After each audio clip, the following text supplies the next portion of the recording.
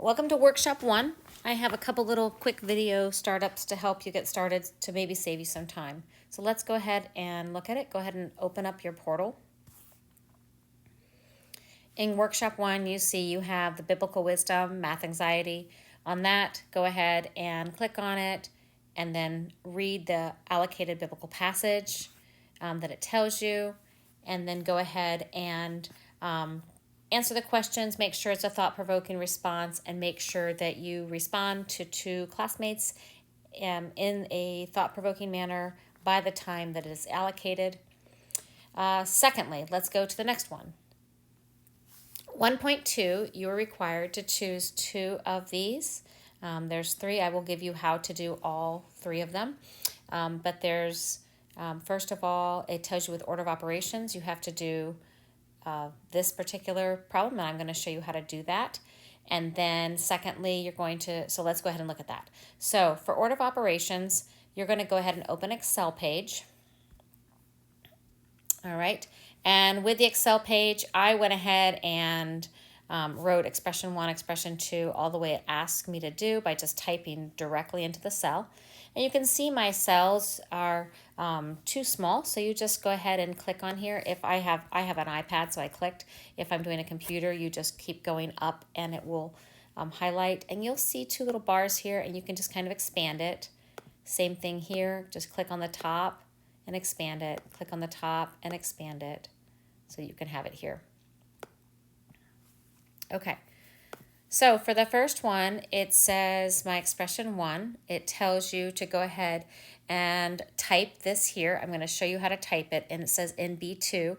The way you would type it just is B2 here. You can click here and just start typing an equal sign. You have to type an equal sign. Otherwise, if you don't, what happens if I do B2 or whatever like that? It'll literally type B2. So I need to put equal sign here, and then exactly what it tells me to do. 4 times 8 minus 12 and so forth and so on, and type that exact expression there. And so you would have, I'll just go ahead and part 4 times 8 minus 12, parentheses, divided by SQRT. You can put, because if you notice it comes up of 16, so it's going to do square root of 16 for me, and it's going to give me a result. So if I just wrote this without an equal sign, it's not going to recognize it as a formula. And then now it says the rest you're going to do result on paper pencil. So for paper pencil, I'll go ahead and bring up here for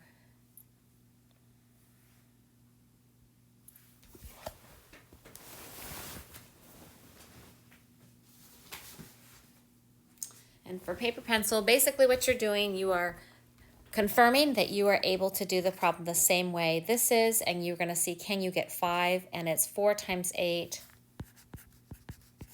minus 12 divided by square root of 16. Now you're supposed to follow the steps that it gave you above here, which is just, first of all, step 1, perform all operations inside parentheses and other grouping symbols.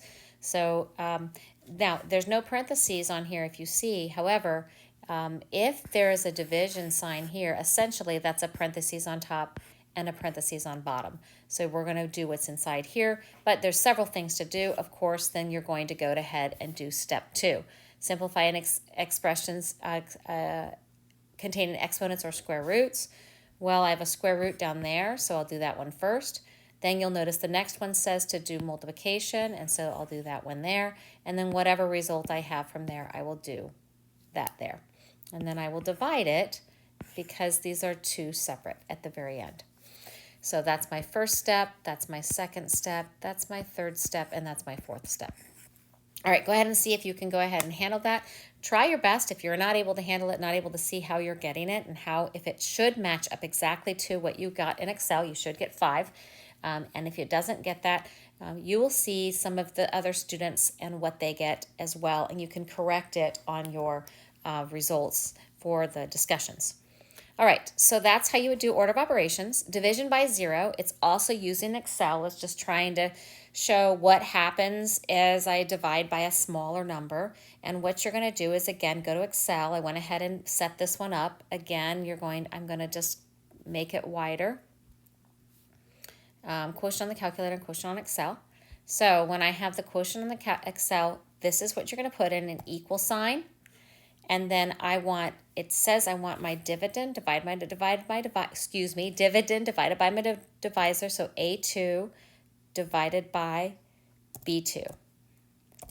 So you can, and then this would be A3 divided by B3, but if you have it on here and you stretch it down, Control C is what I'm doing, and you can Control V and it will continue to do it, or you can have it here and pull it down and it will also do that for you. Just click here, and what I'm doing is I'm clicking on the cell and then touching it and dragging it, and it'll do the same thing for me. So if you click in the cell and you notice here, this is A6 divided by B6. Okay, so the quotient on the calculator, not going to start to notice a difference until you start to get a little bit further down. I do want to show you, you would just open up your calculator. I've got my calculator up here. And you would just do the same thing, 12 divided by 4, enter, and so forth and so on. Now, if you're on a certain calculator, if I do 12 divided by 5, this is not one of them, but if you notice it shows 12 divided by 5, so you would have to hit Control Enter, or you could hit, it depends on what type of calculator you have, but you can see that this here, this here will approximate to a fraction or convert to a decimal, so you could do that as well.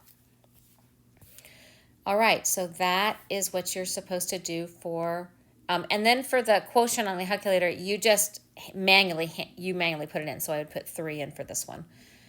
And then you answer the questions to see what the differences are. There's different things here, but that's as far as the as far as the technical aspect.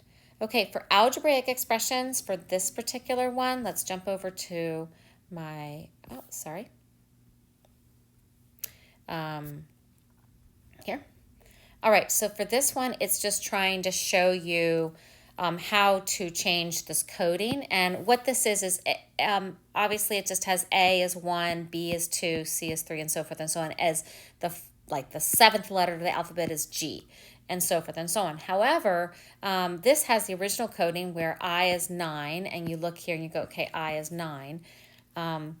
And then 27 is a space. But what it's done is it's changed the coding where it has it and it's subtracted 5. So it has a new coded form. So instead of I is 9, 9 minus 5 is 4. 27 minus 5 is 22. So that's what it's asking you to do. For this particular one, it first of all says, okay, for n, the original is 14. But 14 minus 5 is 9, and that's where those come from. So I want you to continue to go ahead and fill out those as well. And this next one, I want you to do the same thing. And it gives you the message and it asks you to do the same thing. And then go ahead and start to fill out the questions. And that would be it for this. But remember, you only have to do 2 of the 3. So you don't have to do all of them, but you just have to do 2 of the 3 of these, and that's it. So do the 2 that you identify with the most, and you can do any of them that you want. All right, I hope that helped you. And if you have any additional questions for Workshop 1, the last one, I guess, for Workshop 1, it has you doing, of course, is to do the Alex homework, which is if you click on the Alex homework here, there's a short video, and the video will help you with those Alex problems. So please watch that video first. If you have continued trouble on the Alex problems after watching the video, please let me know and I will help you. I can do a quick video as well for you. And then finally, this is just putting real life application. If you could try to see what real life application comes to with any of these, with the trip to Europe, the professional athlete, or the U.S. metric system, and try to apply it in some aspect, because math has every aspect of life, in whether it is just developing your brain to think in a logical form, or actually using it in your particular job. That's the different aspect of it, and try to just do your best to try to see how it applies either to your life, your job, your profession, or just the different aspects it has here. All right, I hope that helped you guys, and you have a wonderful week, and contact me with any questions.